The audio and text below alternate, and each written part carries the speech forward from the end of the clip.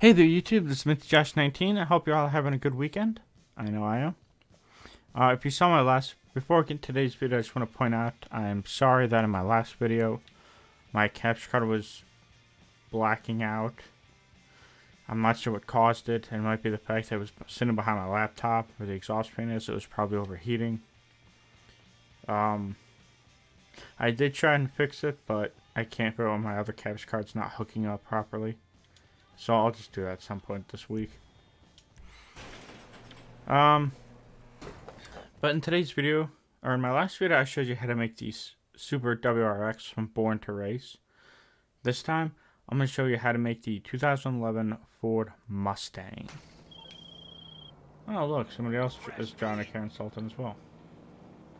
They got the classic Ford version. Okay. So, give me a second here.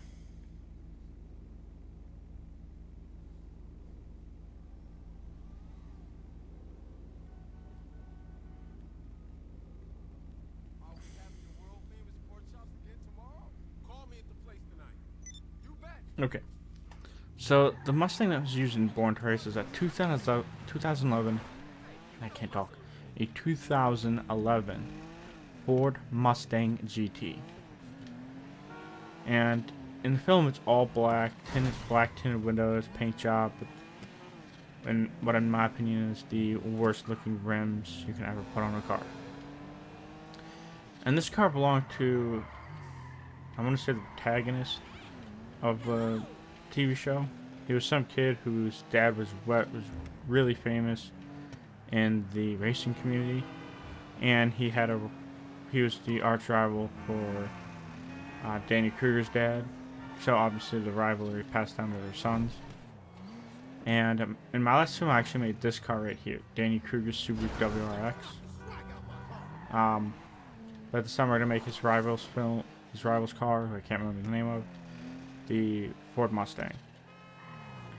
Now, the Ford Mustang, during the film, it was put into a drag race called the High School Drag, where a local drag race is held for all the high schoolers who entered it from different high schools around the state or country.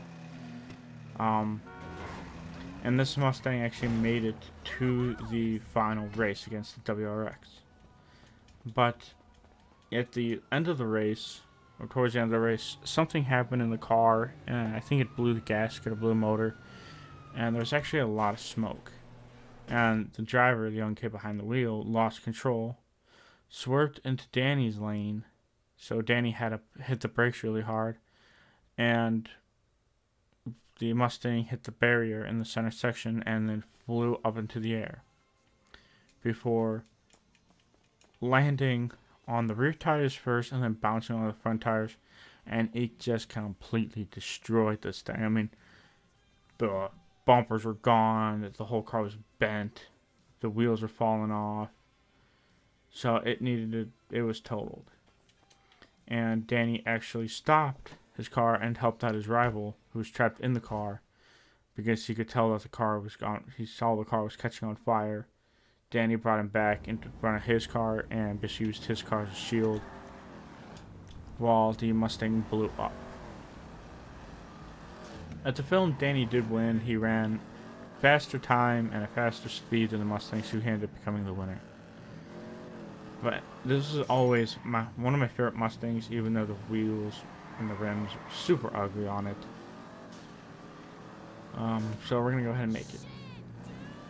Now, the car you're going to want to use for this film is the Dominator. And I don't mean the Dominator GTT or the ASP or the other Dominator. I think there's like 3. Okay, let me see.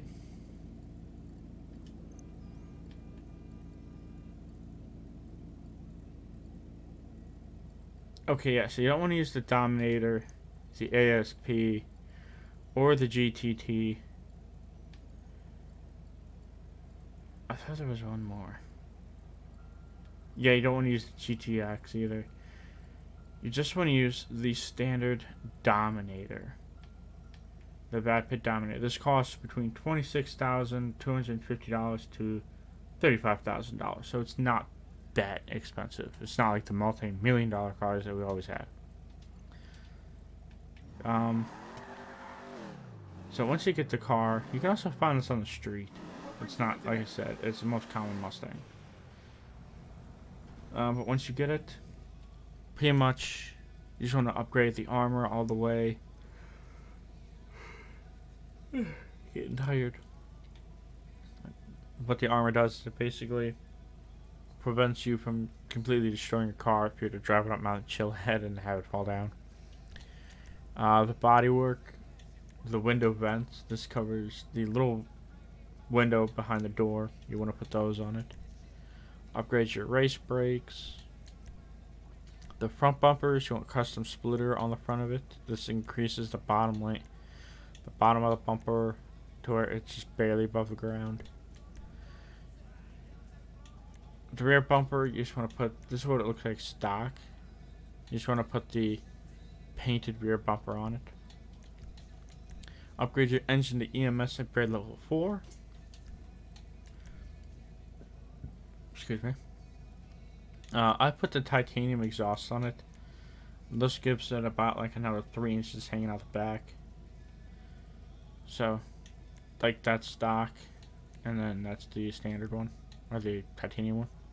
You don't need explosives on the car. You can put one on if you want, but I'm not going to put one on.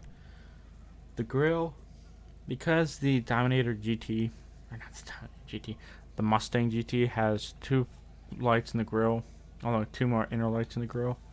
You're going to want to go with the custom grille. This gets rid of that line where it says 450 CH8, I can't talk, 450 cubic inches supercharged. This gets rid of that and you get 2 more lights. The hood, you want to keep the same. No carbon hood. I kept my horn. The lights, obviously I went with the upgraded lights. And then make sure if you get off the street, you buy the tracker and insurance on it. Because if not, and somebody blows it up, you basically just waste all your money. If you have a custom plate, great, use it. I don't care. I just went with the standard. This is mine. I'm not sure what it means because I didn't write it. But I just went with the standard yellow and black one. For the color, you just want to use classic black for both the primary and secondary colors.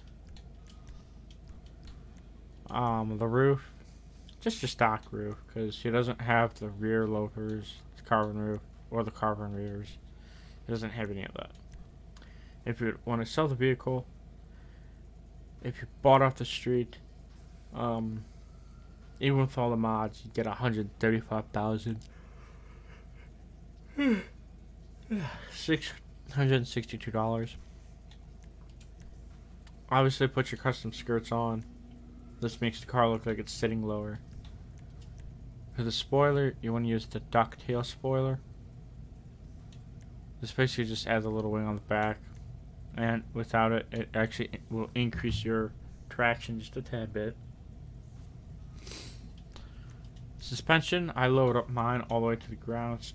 Drops it probably about an inch, 2 inches. I put in the race transmission. I put the turbo in. And the wheels, I can't remember which wheels I put on.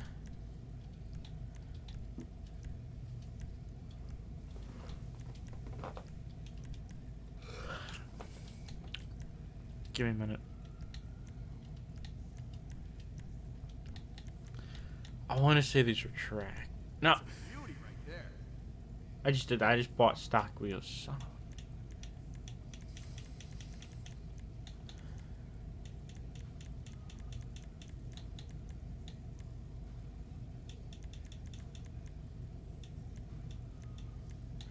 So it's actually a good thing about stock wheels because these wheels were actually better on it. The Rally monoblock for $33,000. These can be found on other track wheels. So we're actually gonna go with those ones. Wheel color. Just keep them stock alloy. No black, no nothing. Windows. Now, this car does have tinted windows in the film, so you want to go with the limo tint.